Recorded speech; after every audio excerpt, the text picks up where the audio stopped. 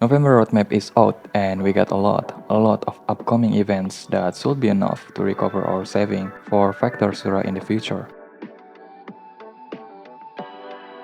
To be more exact, the events that we got are including 3 character events and 4 permanent events. Usually characters event shop gives 5 tickets and 900 crystal. Multiply that by 3 and we got around 15 tickets and 2.7k crystal. If the characters event has a challenge stage, then we could get even more tickets and crystal. As for the permanent event, usually we get around 200 to 300 crystal, depending on how many nodes the event itself has. And we also get 3 tickets in total from the EX stages.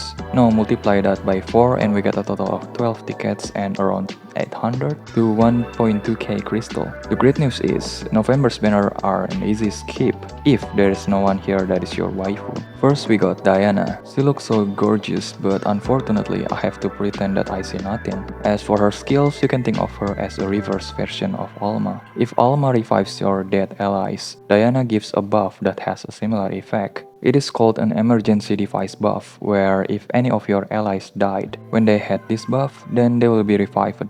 So this is assuming if they didn't get killed by a core break skill or any similar effect. In terms of revival, Alma is still the best. Diana buff has a duration, meaning you need to time it right to not mess it up.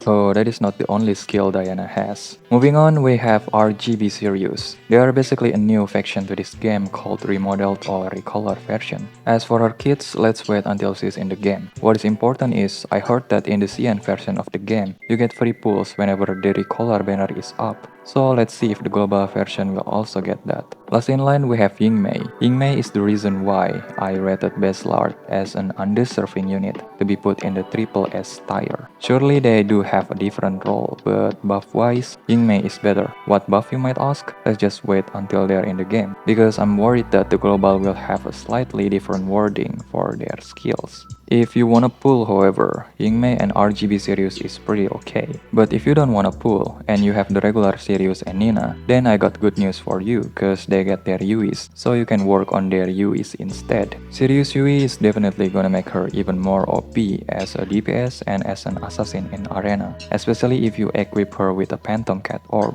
As for Nina, her UE will give her a buff that will increase her damage output and reduce the damage that she takes. I wouldn't be surprised if Sirius will see a light in Arena, cause with a proper build, her S3 alone can kill a squishy enemy easily. Even better if you have her at 292 speed. Next we have 2 new rewards. It can be a login rewards or a small event such as a scratch event, meaning some extra ticket and crystal I believe. Last part we also have some skins. And to close it off, let's wait until the patch note is up, because who knows if there will be more things that didn't get mentioned in the roadmap just like the last update.